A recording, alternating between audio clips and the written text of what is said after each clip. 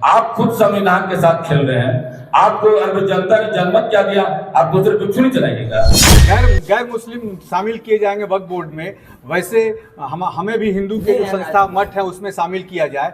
बेतिया राज की इतनी संपत्ति जा रही है, कहीं आप लोगों ने तो आवाज नहीं उठाई। मैं यहाँ भी मेरी पार्टी स्ट्रगल कर रही है और आप हमसे मोदी जी से मुकाबला कराइएगा, तो यही रॉन्ग है।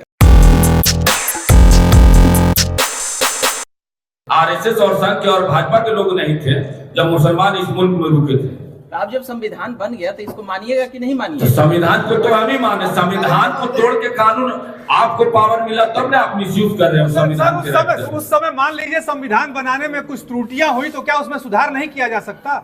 त्रुटियां तो बहुत सारी चीज में, तो आप कर लीजिए सब चीज में। 36,000 मुसलमानों में 9 लाख एकड़ जमीन हो गया सर, इस पर भी सवाल 1953 में 36,000 एकड़ था, अभी 9.5 लाख एकड़ जमीन हो गया है। स्वाभाविक है, अभी और बढ़ेगा। जैसे आबादी बढ़ रही है देश की, तो वैसे वक्फ करने वाली की भी तो बढ़ रही है। वक्फ के तो पुराने कानून में है कि जहां पर आप पैर रख दीजिएगा, कहिएगा वक्फ की है, वही हो जाएगा। कैसे कह देंगे? जब संपत्ति दानिश खान की है और दानिश खान ने दे दिया तो वही जमीन को आप कह सकते हैं। कानून में कोई जमीन को कैसे कह देंगे?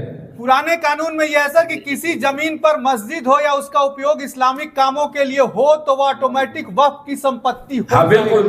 आप यहाँ पे नमाज पढ़ने लगिएगा तो यहाँ हो गया। गलत बात, आप गलत बात कर रहे हैं। बात ऐसा है कि मस्जिद में, सड़क पर नमाज पढ़ेगा। आप जो नैरेटिव जो चला रहे हैं, आप पत्रकार हैं, आपको निष्पक्ष रहना। सर हम पुराने और नए कानून पे चल रहे हैं, नए कानून का पालन कर रहे हैं। हम कह रहे हैं कि कहीं पे नमाज पढ़ लेने से थोड़ी होगा।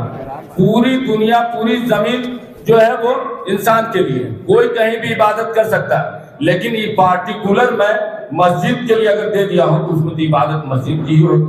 अगर मैंने मंदिर को डोनेट कर दिया मस्जिद में तो वो बात विवादित है, या किसी हिंदू की जमीनों को मैंने मस्जिद बना दी है वो गलत है।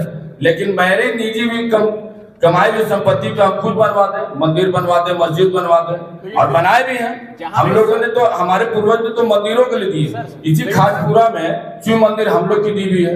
आप मछली गली में चल जाइए, जो साईं मंदिर है वो हम लोग की दी हुई है। तो हम लोग को दिए, सबको दिया, ऐसा थोड़ी नहीं। सपोर्ट करने उतर गए हैं, वो विरोध नहीं, वो सपोर्ट नहीं, ऐसा तो हर दल में लोग लाया जा सकता है।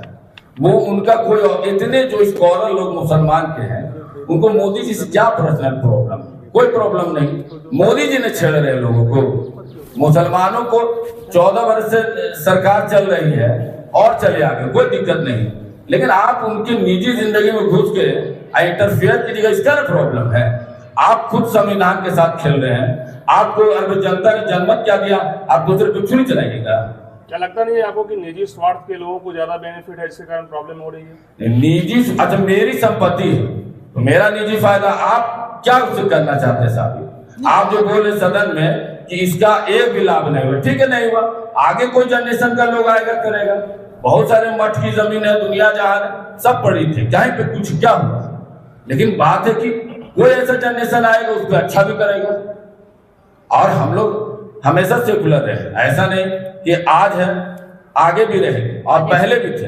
हमें याद आगे बाजार में विद्यापीठ के लिए जमीन हम लोग दिए हैं। आज जो बिहार का विद्यापीठ जो मेन है मौलाना मजरूल हक ने दिया, तो हम लोगों ने सबको दिया। सर मैसूद्दीन ने अभी कहा कि मंदिर में जैसे गैर मुस्लिम शामिल किए जाएंगे वक्फ बोर्ड में, वैसे हमें भी हिंदू के जो संस्था मठ है उसमें शामिल किया जाए।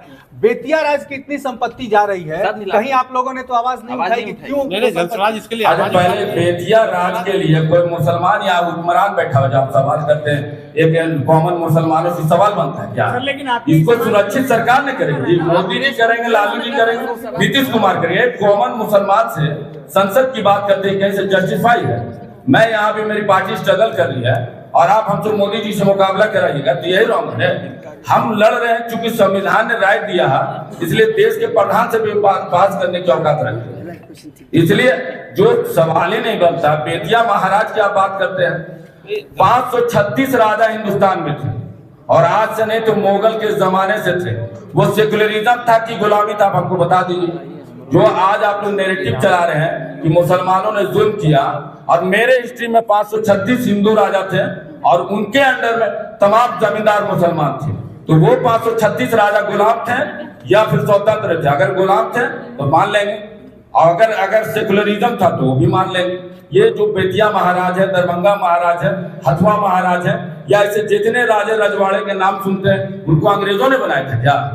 अच्छा, वही मुगल के साथ से वो साथी थे। संसद में एक सवाल आया है सर कि जहाँ पे संसद की बहस हो रही है वह जमीन पर भी वक्फ वालों ने ये किया था, आपत्ति किया था, किरण रिजिजू वहाँ बोल रहे पर ये उस तरह के जिस तरह के पहले नियम और कानून कायदे थे उसमें इससे परेशानी। लेकिन वक्फ की संपत्ति हिंदुस्तान की हर संपत्ति सरकार की, पहले बात समझिए। मेरी जमीन भी एक्वायर कर सकता, मेरा मकान एक्वायर हो सकता, सरकार उसका मुआवजा देगा। अगर संसद भवन भी अगर मेरे जमीन पे है तो हो सकता है कि अंग्रेजों ने उस टाइम उनको, हम लोग का गांधी मैदान था, सुनिए मैं इसी पटना का हूँ, अंग्रेज ने जब उसको लिया तो एक्वायर किया, तो कोई भी जमीन को सरकार आज भी लेती है सरकार। बहुत सारी सड़कों में वक्फ की जमीन गई है जिसका मुआवजा सरकार देती है, लेकिन कल उसको देने की जरूरत नहीं, कहीं भी कोई यूज कर लेगी, तो वो हम लोग को बड़ा फिनेंशियली बोर्ड को चलाने में आसानी होती। मेरी जमीन लीजिए, सरकार को अगर जरूरत हो तो क्यों नहीं लेगी, लेना ही लेना है। जो कुछ गलत मुसलमान उसका यूज कर लेते हैं स्कूल कॉलेज। अरे माफियागिरी से अरब कौम को कोई लेना देना नहीं, हर धर्म में माफियागिरी है। मठ में नहीं होता झगड़ा, स्कूल कॉलेज मठ में नहीं होता झगड़ा, झगड़ा सिर्फ अलग मैटर है। सर आप लोग ऐसा डर तो नहीं है कि अगर डिजिटलाइजेशन होगा तो जमीन है पता चल जाएगा कि वोट का है कि उसका? ओवैसी साहब बोले कि 112 लाख हेक्टेयर का कागज हम लोग उस बात है कि जो आपके पूर्वज ने हमारे पूर्वज से कमिटमेंट किए वो रहना चाहिए।